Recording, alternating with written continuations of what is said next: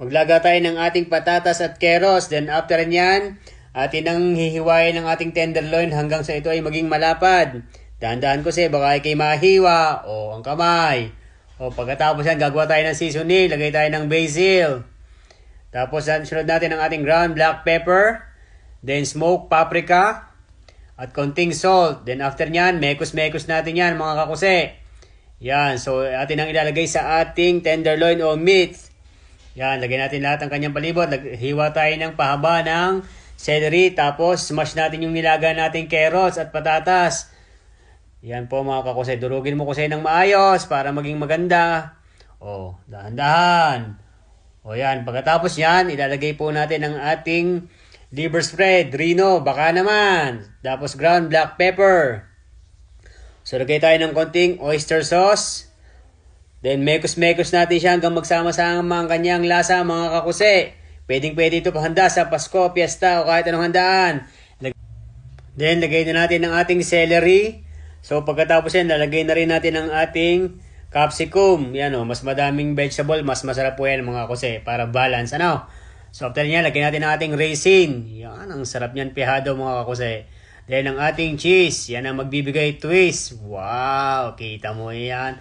So, atin ang iro-roll itong ating tenderloin. Ganda-gandahan mo kasi para hindi naman magsabog-sabog ang iyong nilagay sa loob. O, pagkatapos siya, lalagay natin sa ating pan. Pero lagay mo natin ng oil ang ating pan at parang hindi dumikit ang ating karne. Yan, kita mo yung pagkakaroll na yan. Parang professional. Parang si Chef Loco. Kuse. O, yan. O, yung isa, ilagay mo na rin. Bilis-bilisan mo at baka naman magalit na yung mga gutom din eh. Ayan, kita mo yan. So, atin i-ready ang ating oven.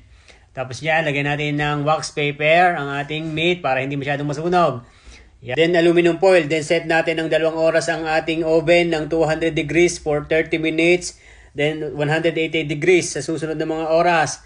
Gawa tayo ng ating sauce, carrots. Then, celery. Then, sunod natin ang ating capsicum. Ang ating garlic. Then, onion. After nyan, lagay tayo ng konting white wine. Yan, lagay tayo ng konting ketchup. Pagkatapos sa ketchup, lagay tayo ng soy sauce. Then, ang ating pangpalinamnam, ang ating oyster sauce. Yan, after nyan, i-blender na po natin. Then, atin nang lulutuin ang ating ginawang sauce. Pagka brown-brown na siya, pwede na ho yan. Ano? Parang ganare. O, kita nyo yore. O. Yan, pwede na pagka ganare ang itsura. Ano? Then, mag-i-jet tayo ng balat ng lemon. Then, lagay tayo ng honey. Meron rin po yung lemon juice, no? Then, mekos-mekos natin mga kose. Then, ipahid na natin sa ating roll. So, after nyan, atin na siyang ito-torch. Kita nyo yung pagkaka-torch ng kusing iyan. Kusi lang ang meron na yan. Siya ay paano? Tikman nyo, ito na ang ating tenderloin roll ala kose. Yummy! Yummy!